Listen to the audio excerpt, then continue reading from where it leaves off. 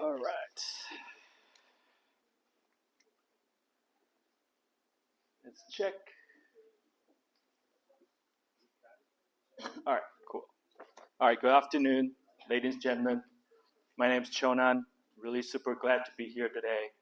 My talk is going to be on how to use AI to grow your business.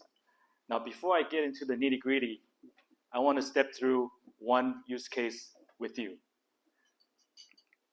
All right, so this is Good Morning America behind the scene photograph. I'm sure everybody's familiar with this program.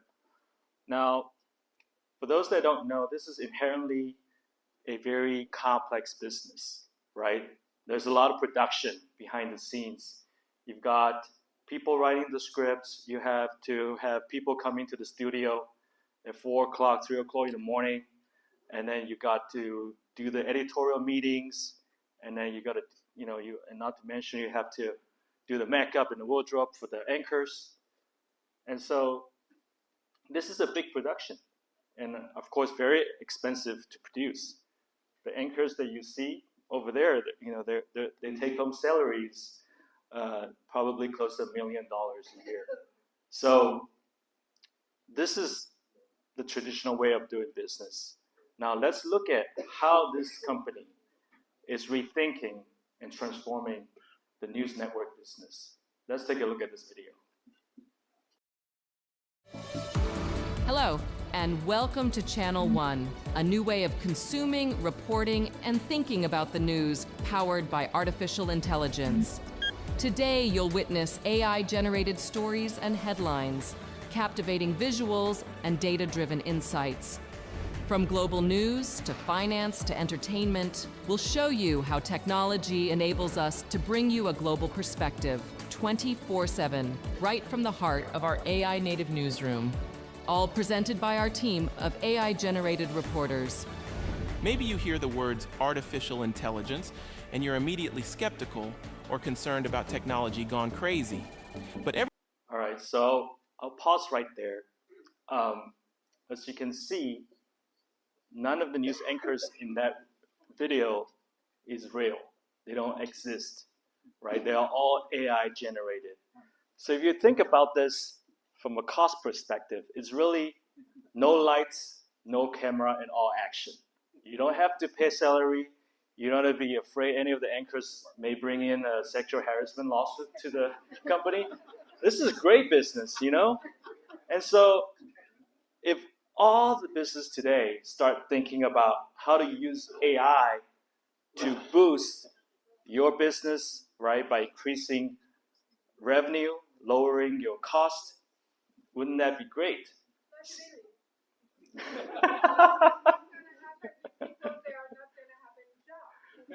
I will get to that.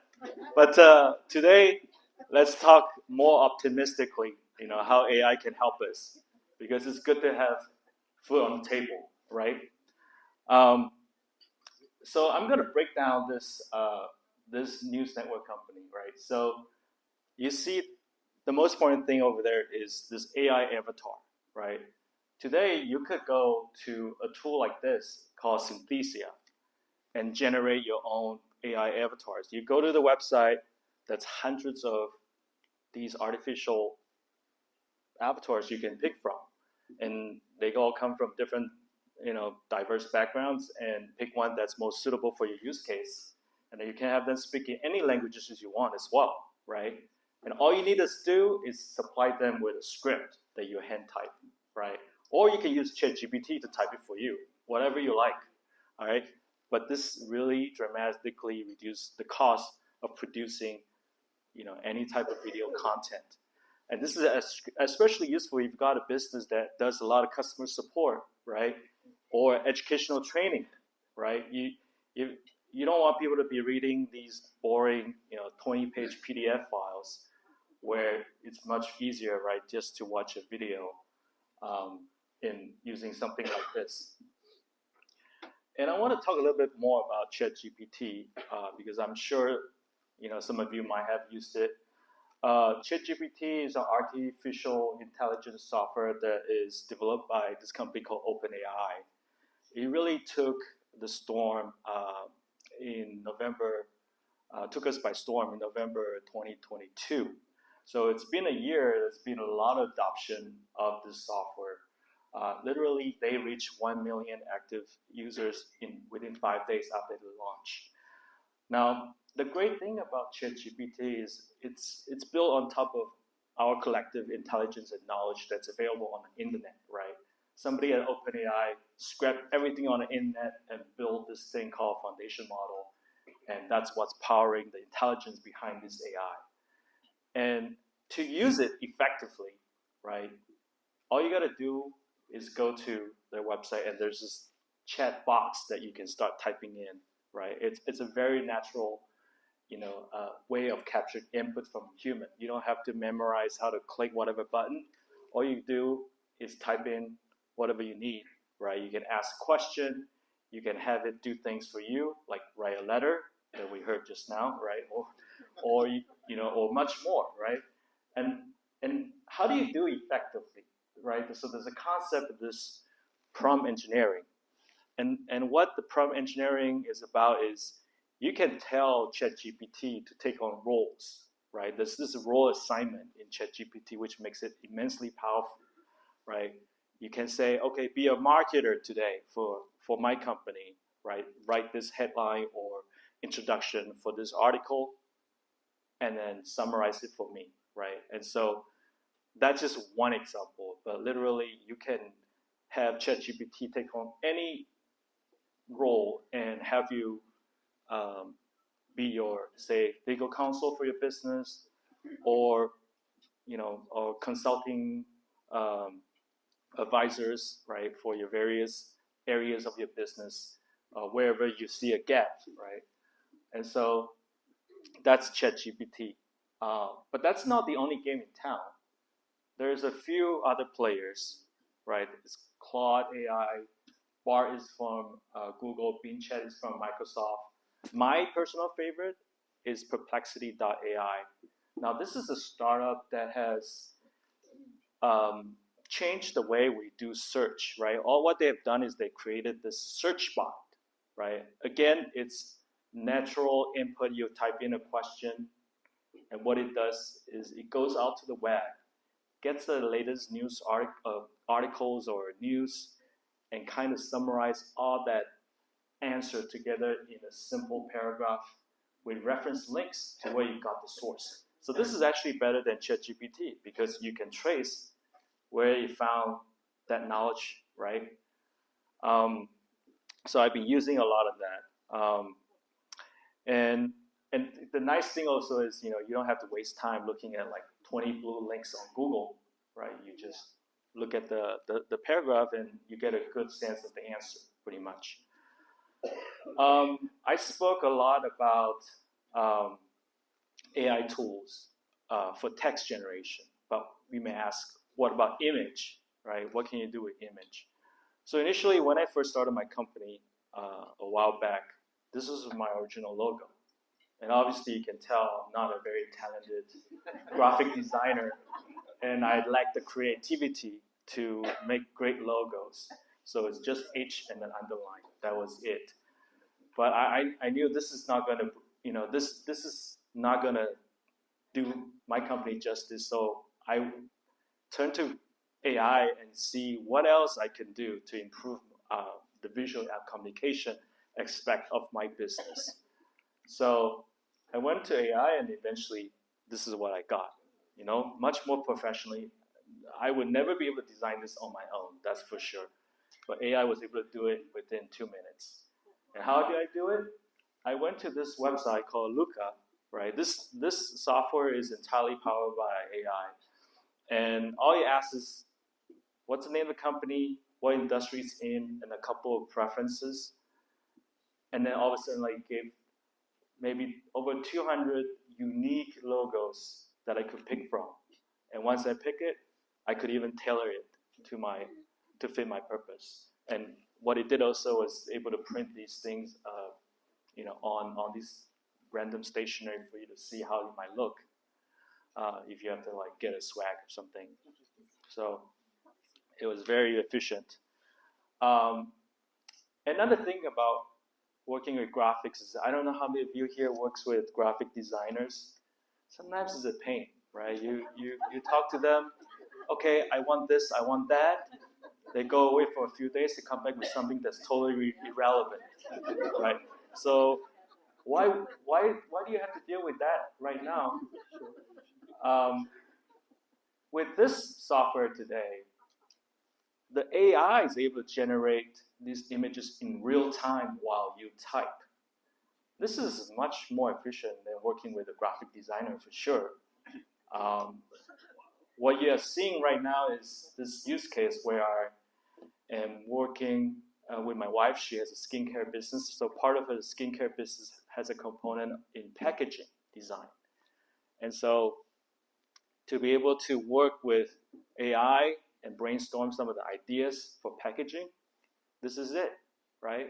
And you can just go to one of these AI generation tools to help you. And this is obviously not limited to packaging design. It could be anything, you know. It could be a flyer that you want to put out in your newsletter, you know. So it's much more efficient.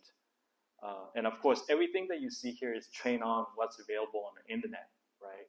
So it's got this very collective, giant database of what we've put out there in the past. So it's pretty good.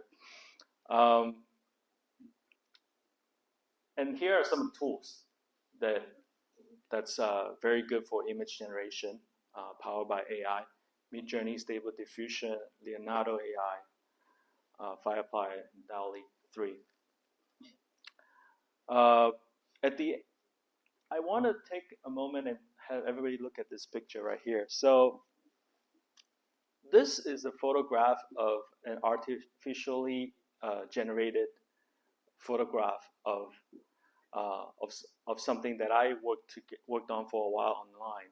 So this is important for some businesses where I think if you sometimes need models, right, to take photographs with. For instance, if you have a skincare product or I don't know, modeling agency, this stuff is going to be very, very helpful, right?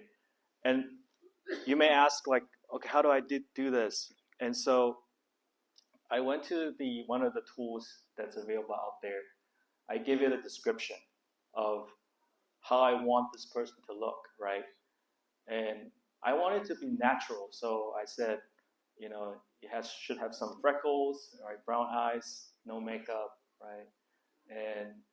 And then I supplied it with a photograph of a real model, right? And I say, take 30% of her facial elements and combine that into my own model, right? And of course, I've been able to use the same model in various settings, right? Maybe playing tennis, maybe walking down a runway, you know, and this is perfect for beauty type of businesses. And here's another company that took this beyond another a giant step. So there's this modeling agency called Clueless.ai. I think they're based in Argentina, but they obviously know what they're doing. They've created this AI influencer account on Instagram where they're able to garner maybe hundreds of thousands of followers within a short period of time. And they're making money with this because what they're doing is they're going out there doing sponsorships, right? And so based on the latest information I have, I think this company makes about $10,000 a month just by having these models posting various things about different products. And so that's kind of the future with these image generation models. And now I want to talk about this guy. So this is a real person, by the way, not AI. John Lepore is a Hollywood veteran. I met him last year at an artificial intelligence conference. He's an expert in special effects, and he does a lot of work for the Marvel Universe movies, you know, like Black Panther, and he's done a lot of commercials as well in the past.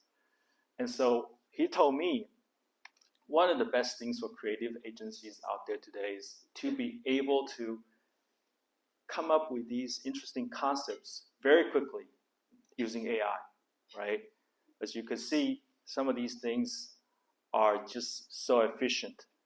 And so he's being able to play around with these ideas before he puts in the big dollar amounts in doing the final production. And so here is a demo clip, not from him, but from another company that they're doing something very creative. ルク、私はお前のフリーだ。私は強力な友達を持っています。あなたはこれを後悔するでしょう。あなたを待っていました。あなたが訓練した少年、彼はいなくなりました。ダス・ベイダーに取り込まれました。もし私を倒すならあなたが想像できる以上に私は強力になるでしょう。戻ってくるべきではありませんでした。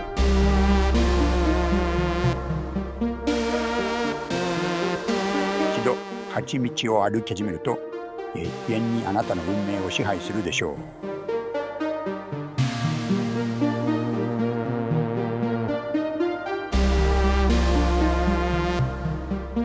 すべては私が予見した通りに進行しています。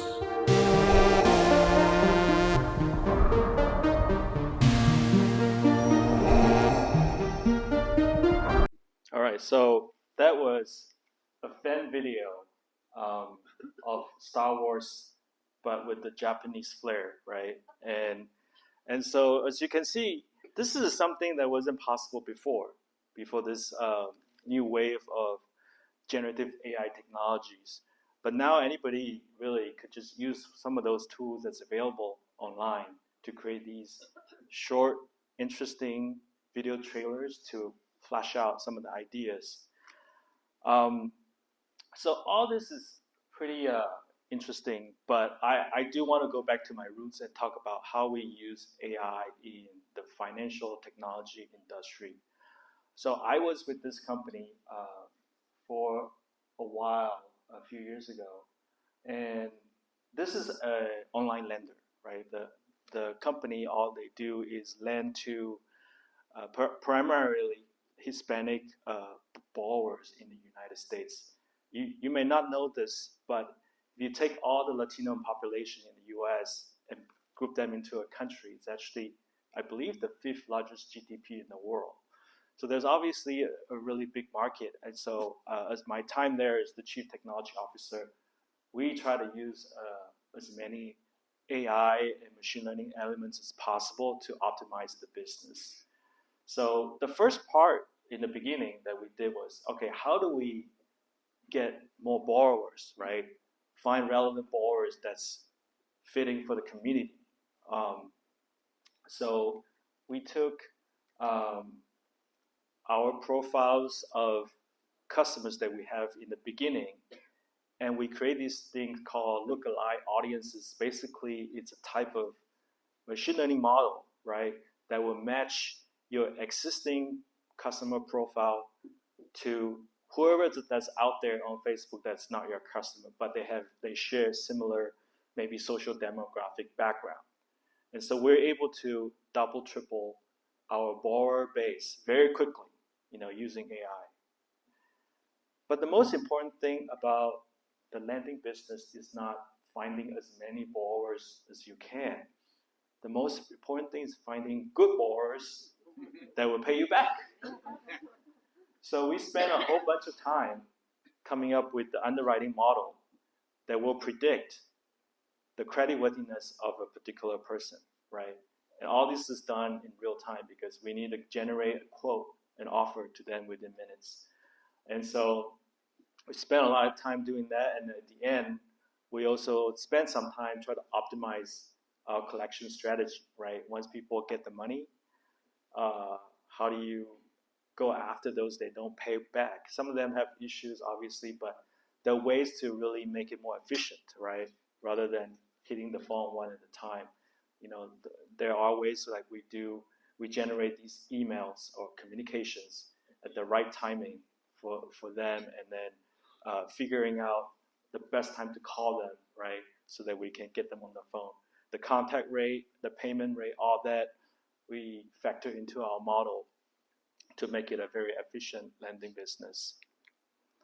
And we also do a lot of scoring, right? When leads come in, some of them are naturally not a good fit as a customer, right? We were getting thousands of leads every day. There was no way a human being can vet that one at a time. So we have to rely on the machine to score so that we can allocate our resources accordingly. With this new wave of generative AI technologies, what is becoming very popular, especially last year, what I've seen is there are startups beginning to do this, which is AI-powered sales enablement, right? You can do these outreaches, even cold emails, cold calls, but powered by AI with the script ready to go. They do a ton of coaching on the fly by AI. And another thing AI is great at is, for instance, this company, Gone.io, it's monitoring your sales activity between your sales team and your customer. So in this example, right, it's able to monitor all the email exchanges, and it realizes, one of the sales rep forget to give a number or budget, right, or estimate. It's able to raise that red flag, and so that somebody can jump in and correct that action right away. So this is this type of lead and sales prospect management is becoming very useful and popular, especially in the digital era of AI. I want to take a moment to talk about the future of AI. I just went to CES. It's kind of crazy. Everywhere I saw there was AI. I kind of had to revise this PowerPoint many times while I was there because I keep seeing new things. But one of the best things I think that's going to happen is this thing is called GPT Store. It's almost like App Store for a mobile device. There's going to be a store from this company, OpenAI, where you can go in and basically pick a customized GPT to work with, right? So for this instance, I created the skincare chemist for my wife's beauty business, where anybody can come in and just like ask questions about formulation for skincare product, and this was done within minutes as well, and it was no code. Basically, I just described a little bit what I need, and there was a custom GPT. So there's going to be a store full of these professionals, right? AI professionals you're ready to hire to help you in various aspects of your businesses. And I think another trend that's probably coming, and maybe it's already happening, is this concept of AI agents. The idea here is the agents are able to take a goal and break down these goals into subtasks and then execute on them. I started playing with this last year, but the technology wasn't mature yet. It would do some of the things I asked, but sometimes in an erroneous way, so it wasn't good. But this year I started to see, at least what I saw at CES, some of these things are actually catching on and becoming more and more powerful. There is this company that was tucked away. Actually, this one is an example that I found recently on YouTube, right? Basically, if you wanted to do some business research on a competitor, for instance, you can have the spreadsheet laid out, the framework, but have these AI agents go do the research for you, right? So get it started, come back in an hour, and then read the report. And I think more and more of this is going to catch on. This is one that I saw at CES, was tucked away at the Amazon pavilion. So I guess it was maybe invested by Amazon themselves. But the idea here is, they're coming up with this product. Basically, it's a Chrome browser extension that will help you do things such as ordering food on DoorDash or Uber Eats, right? You don't have to click through a bunch of things to get food now. All you gotta do is type a simple natural sentence in the natural language, and because it's kind of learn your behavior on these websites, it can do it for you, right? So this is actually a very interesting application of agent technology. This is a new product that just came out, launched yesterday or the day before yesterday at CES. It's like a companion for your apps in your phone. It's another device you have to carry, which I don't know if I want to, but they sold out this 10,000 unit on the first day.